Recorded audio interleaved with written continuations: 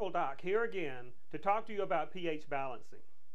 In part 1 of this two-part discussion, I told you about the problem of over-acidity, what causes it, and what kinds of problems it can lead to. I also demonstrated how to use our inexpensive pH test strips to determine if over-acidity is likely to be a concern for you. In this segment, part 2, I will discuss the steps that you can take to balance your body's pH. But first, let me explain that we are talking about the pH or the acidity of your blood and body tissues. We are not talking about stomach acid here, which is an entirely different matter. There are two ways to attack the problem of over-acidity. One way is through diet, and the other is through nutritional supplementation. I believe that if you have an imbalance, both approaches are necessary. It is unlikely that you will be able to correct an overly acid condition with diet alone. You will get results much more quickly and assuredly if you will employ a few key supplements. Of course, diet will be necessary to maintain your pH balance after the supplements have done their job. If you have used our pH test strips, as I described in part 1, and have found that your system is overly acid, the supplements that I recommend are enzymes, absorbable magnesium, alkalizing minerals, an alkalizing green food supplement, and absorbable calcium. You will find the specific products that I use on my webpage at naturalhealthschool.com/balance. Now let's talk about your diet. You will get much quicker results if you will combine nutritional supplementation with an alkalizing diet.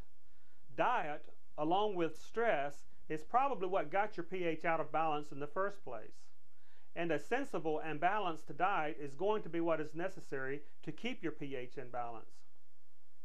Quite simply, if your system is overly acid, what you need to do is consume fewer acid-forming foods and more alkaline-forming foods.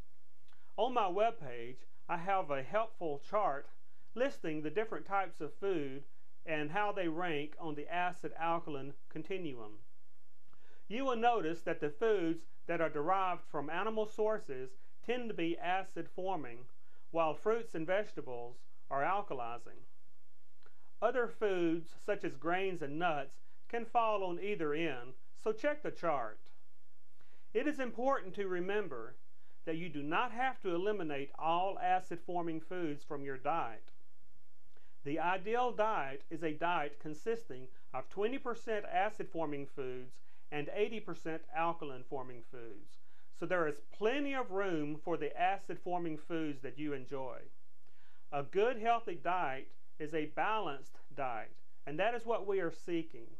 We are not seeking to eliminate any particular types of food from your diet.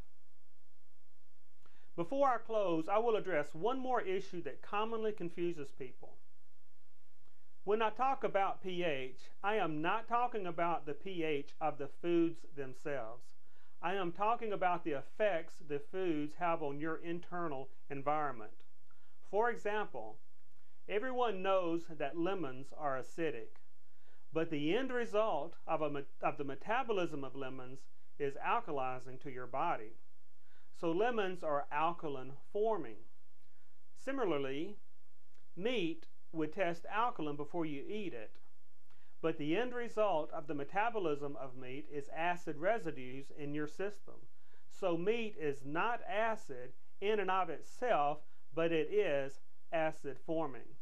This is an important distinction. The food chart on my website will clarify this, so check out my website at naturalhealthschool.com/balance.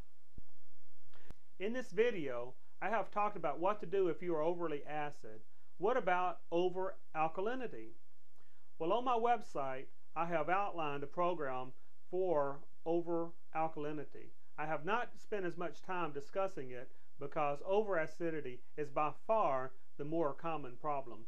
But there are a few individuals who will test overly alkaline.